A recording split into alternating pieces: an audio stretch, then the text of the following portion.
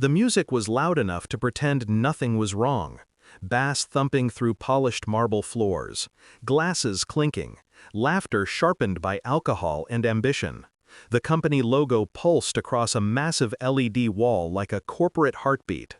I pulled her closer on the dance floor. Instinct, muscle memory, 5 years of marriage compressed into a simple movement of my hand at her waist. She stiffened, just enough for me to feel it.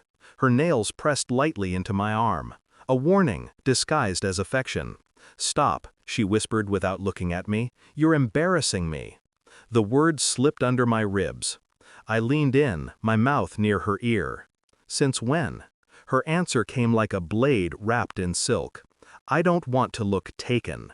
Time slowed. Not dramatically, not loudly. It simply shifted, like a gear inside my chest clicking into a new position.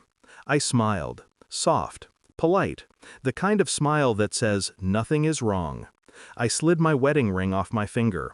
Gold whispered against skin.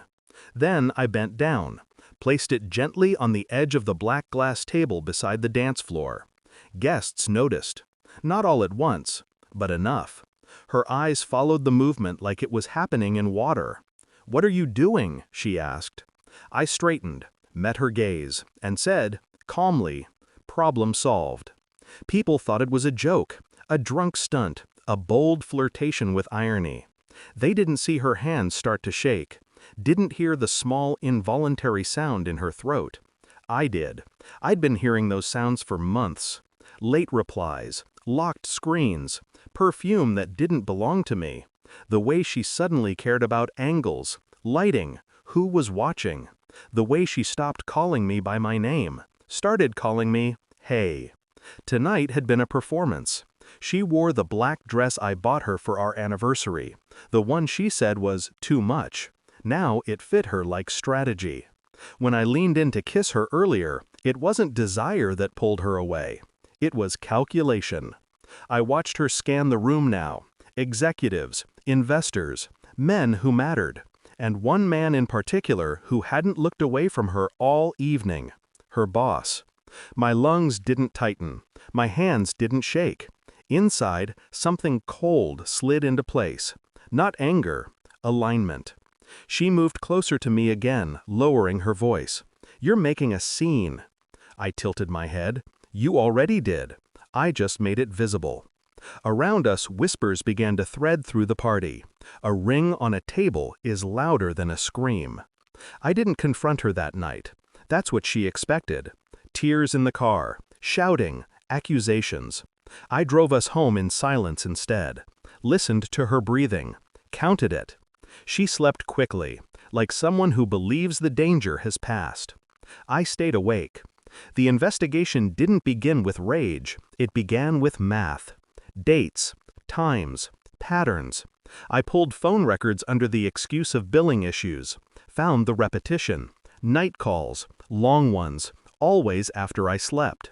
I placed a tracker under the car not because I needed proof, but because I needed to know how careful she thought I was. She was very careless. Hotel parking garages, late office lights, a man who never posted photos but always checked in. I didn't follow them. I watched the spaces between them instead. At home, I played my part, cooked dinner, asked about her day, kissed her forehead like I always had.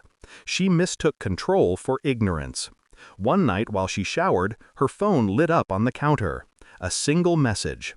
"Can't stop thinking about the dress." I memorized it, then put the phone back exactly where it was. Days later, I ordered a discreet printout of her location history through a friend in tech compliance. It arrived folded like a legal confession. I didn't open it immediately. Power is in the pause. The paper felt heavier than it should have.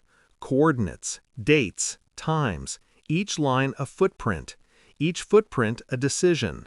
The hotel was the same one she'd once said was disgustingly overpriced.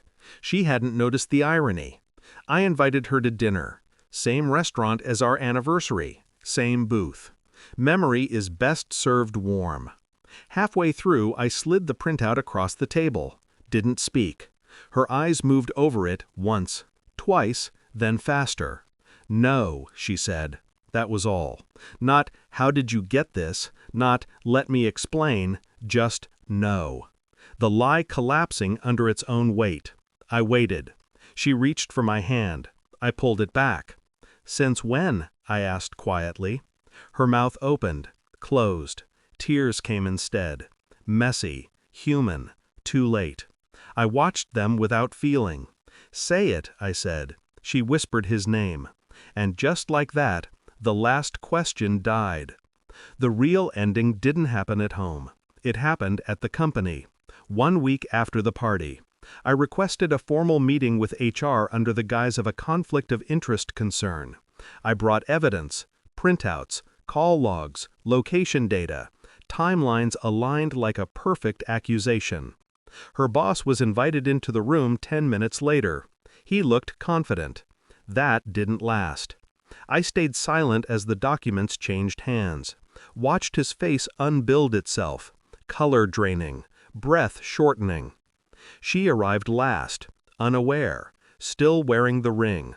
HR asked one simple question: is this relationship consensual and ongoing? Silence collapsed inward. She looked at him, then at me. Understanding detonated behind her eyes. "Yes," she whispered. HR protocols activated like machinery. Suspension, investigation, public discretion, private ruin. She followed me out into the hallway, grabbing my sleeve. "Please," she said. I turned, looked at her like I was meeting her for the first time.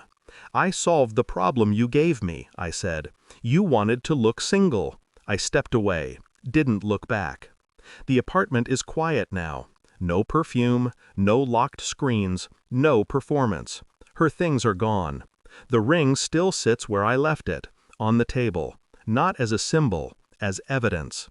I don't hate her. Hate requires heat. What I have now is sterilized, clean, precise. Some nights I replay the party, the music, the moment her control cracked in front of everyone. The exact second I stopped being her husband and became her consequence. I sleep better than I used to, not because I trust again, but because nothing inside me is divided anymore. The truth didn't free me, it simplified me, and that is far more permanent.